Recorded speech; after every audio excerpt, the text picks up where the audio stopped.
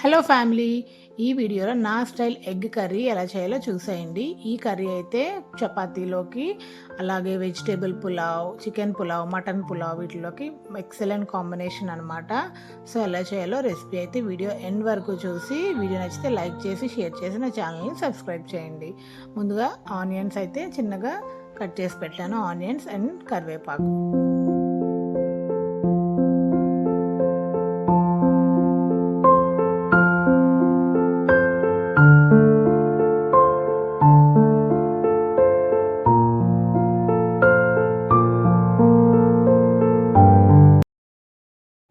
Eggs ముందుగా fry చేసుకోవాలండి. ఆయిల్‌లో కొంచెం పసుపు, ఉప్పు వేసుకొని ఎగ్స్ ఫ్రై చేసుకోవాలి. ఎగ్స్ ఫ్రై అయ్యి తీసేటప్పుడు ఒక్క స్పూన్ మిర్చి పౌడర్ వేసి అప్పుడు ఫ్రై చేయాలి. ముందుగా మిర్చి పౌడర్ వేస్తే అది ఆయిల్‌లో బర్న్ అవుతది, బ్లాక్ అయిపోతది కర్రీ అంతా కూడా. సో లాస్ట్‌లో దించే ముందైతే మిర్చి పౌడర్ యాడ్ చేయండి.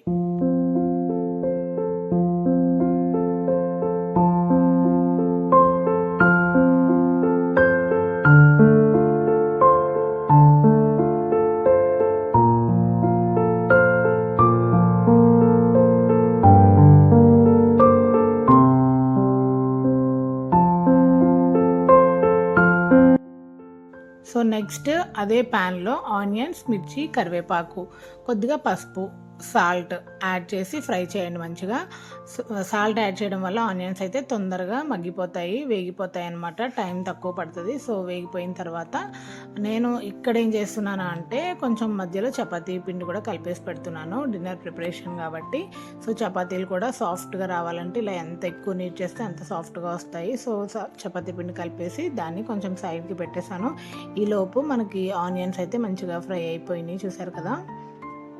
సో ఇక్కడ అల్లం వెల్లుల్లి పేస్ట్ అయితే యాడ్ చేయాలి. ఆనియన్స్ బాగా ఫ్రై చేయాలండి. ఏ కర్రీకైనా టేస్ట్ బాగుండాలి అంటే ఆనియన్స్ బాగా ఫ్రై చేయాలన్నమాట.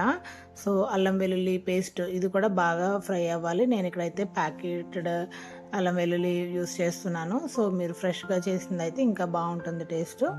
ఇలా వేగిన తర్వాత టొమాటోస్ కూడా కొంచెం మగ్గిన తర్వాత జీరా పౌడర్, ధనియా పౌడర్, గరం మసాలా యాడ్ చేసి, సో ఇవి ఫ్రై చేస్తే మనకి ఇంకా బర్న్ అవుతాయి కాబట్టి కొంచెం వాటర్ 2-3 స్పూన్స్ వాటర్ యాడ్ చేస్తే మంచిగా ఉడికిపోతుంది. అప్పుడు కావాల్సిన వాటర్ యాడ్ చేయొచ్చు. ఇక్కడ చూసారు కదా మంచిగా బాయిల్ అయింది. సో ఈ టైంలో ఎగ్స్ యాడ్ చేస్తున్నాను. ఇవి కూడా బాగా వీటితో కలిసి ఉడికిన తర్వాత ఫ్లేవర్స్ అన్నీ కూడా ఎగ్స్కి పడతాయి అన్నమాట.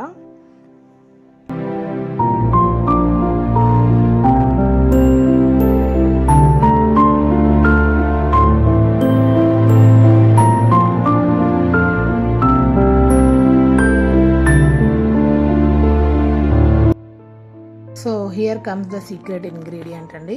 ఇది fresh cream, Amul fresh cream కొంచెం యాడ్ చేయాలి. ఒక 3-4 స్పూన్స్ యాడ్ చేయండి.